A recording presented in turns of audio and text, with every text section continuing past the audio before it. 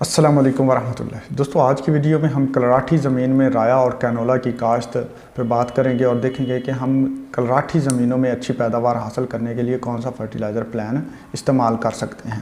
تو دوستو، ایک چیز جو آپ لوگوں کو یہاں پہ مد نظر رکھنی ہے کہ کلراٹھی زمینیں بیمار زمینوں میں شمار ہوتی ہیں، تو وہاں پہ ہمیں جو فرٹیلائزر پلان ہے یا خوراک بھی ایسی دینی ہے جو کہ ایک بیمار زمین کو دینی چاہیے تاکہ وہ بہتر انداز میں پرفارم کر سکے۔ تو سب سے پہلے جو بیج ہے، بیج کی باری آتی ہے، تو بیج کلراٹھی زمینوں میں عام طور پر 1.5 سے 2 گنا استعمال کیا جاتا ہے، یعنی کہ جو بیج اگر آپ وہاں پہ 2 کلو استعمال کرتے ہیں تو اپنی زمین کا کلراٹھا پن کو مد نظر رکھتے ہوئے آپ وہاں پہ 3 سے 4 کلو بیج کے استعمال کو یقینی بنائیں، کیونکہ بہت سارا بیج جو ہے وہاں پہ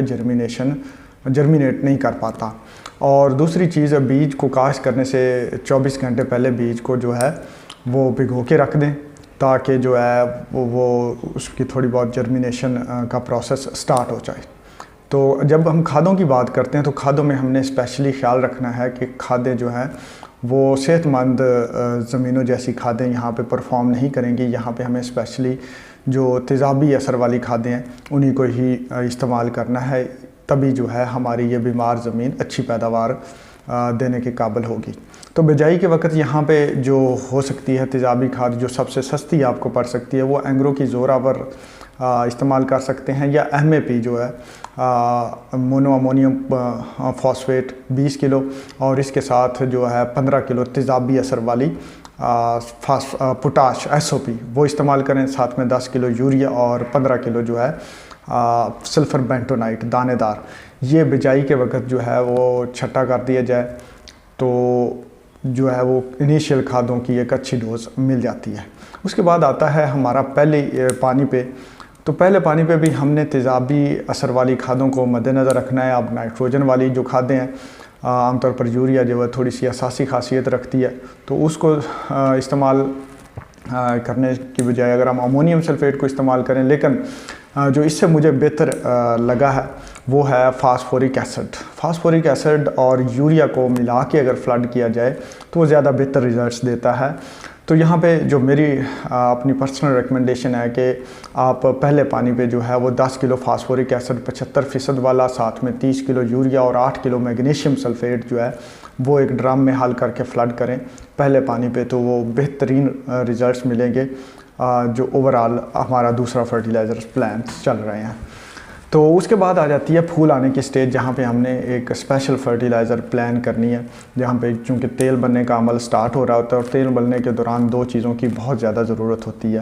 ایک تو پوٹاش اور دوسری سلفر۔ دوستو، سلفر ہم نے نیچے بھی اپلائی کی تھی سلفر بینٹونائٹ کی صورت میں، جو کہ فصل کو پھول آنے تک بہت اچھا سپورٹ کرتی ہے، وہ سلو ریلیز ہوتی ہے اور سلفر کی بہت ساری ضروریات جو ہے وہ پورا کرتی رہتی ہے۔ پھول آنے پہ اسپیشلی جو ہے وہ دوبارہ سے پودوں کو بہت زیادہ سلفر کی ضرورت ہوتی ہے۔ سلفر بینٹونائٹ بھی سپورٹ کر رہی ہوتی ہے، تو ایک بوسٹ دینے کے لیے یہاں پہ، اور دوسرا زمین کی صحت جو ہے اس کو بہتر کرنے کے لیے، چونکہ پھول آنے پہ پودوں کو سٹریس نہ آئے، تو ہم نے سلفر سولیبل سلفر جو ہے WP والی 80% اس کو 5 کلو محلول بنا کے، اور ساتھ میں 10 لیٹر جو ہے لیکوڈ پوٹاش